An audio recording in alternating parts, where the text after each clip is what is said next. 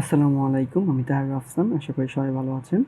আজকে যে বিষয়টি নিয়ে আলোচনা করব, HTML এর ফরম্যাটিং টেগ। ফরম্যাটিং টেগ বলতে বোঝানো হয় একটি লেখাকে বিভিন্ন বৈশিষ্ট্য সুন্দরভাবে উপস্থাপন করা হচ্ছে ফরম্যাটিং টেগ। অর্থাৎ একটি লেখা বোল্ড হবে, ইটালিক হবে, সাবস্ক্রিপ্ট হবে, সুপারস্ক্রিপ্ট হবে, এগুলো হচ্ছে ফরম্যাটিং টেগ। এবারে দেখব কিভাবে ফরম্যাটিং টেগ ব্যবহার করতে হয়। প্রথমে প্যারাগ্রাফ টেগ ব্যবহার করব। প্যারাগ্রাফ টেগের মধ্যে ওয়েলকাম, তার আউটপুট দেখি। ওয়েলকাম লেখাটি চলে আসলো। এবারে আরেকটি প্যারাগ্রাফ টেগ দিব, ক্লোজিং করে দেব, ওয়েলকাম লিখব, ওয়েলকাম, আউটপুট দেখব। এখানে ভি টেগ ব্যবহার করব। ভি মানে হচ্ছে বোল্ড, ক্লোজিং করে দেব। এখানে দেখতে পাচ্ছি প্রথম টেক্সট থেকে দ্বিতীয় টেক্সটটি একটু মোটা হয়েছে, অর্থাৎ বোল্ড হয়েছে। এবারে আবার প্যারাগ্রাফ টেগ ব্যবহার করব, ক্লোজিং করে দেব, ওয়েলকাম। এখানে দিব হচ্ছে আই দিয়ে বোঝানো হয়ে থাকে ইটালিক। এখানে দেখতে পাচ্ছি ওয়েলকাম লেখাটি একটু বাঁকা, অর্থাৎ ইটালি হয়ে গেছে।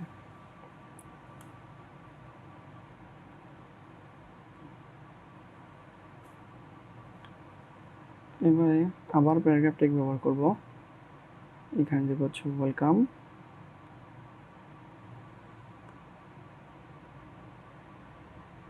এখানে দেব হচ্ছে ইউ মানে হচ্ছে আন্ডারলাইন হয়ে গেল।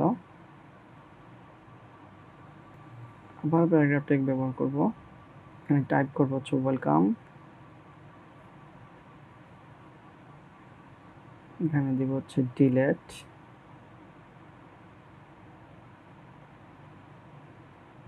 হয়ে গেল।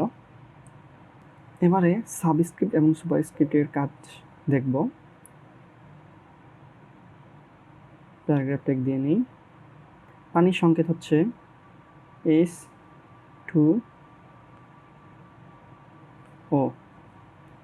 এখানে টু নিচে চলে যাবে। সাব মানে হচ্ছে সাবস্ক্রিপ্ট। আমি যাকে নিব তার আগে এবং পরে শুরু এবং শেষ করতে হবে। হয়ে গেল। প্যারাগ্রাফ টেগ দিয়ে নেই, ক্লোজিং করে নেই। এ স্কোয়ার প্লাস বি স্কোয়ার, টুকে উপরে পাঠাতে হবে। উপরে পাঠানোর জন্য ব্যবহার করতে হবে হচ্ছে সুপারস্ক্রিপ্ট, ক্লোজিং করে নেব। আউটপুট দেখে নিই, এ স্কোয়ার হয়ে গেল। এবারে বি স্কোয়ার,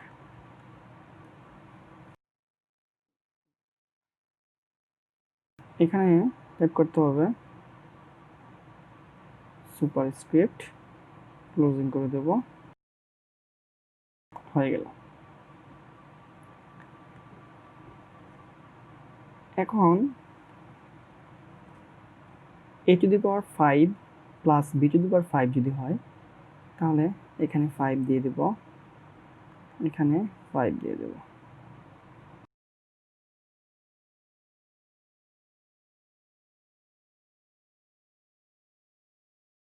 যদি এমন হয় a⁵b, b⁵c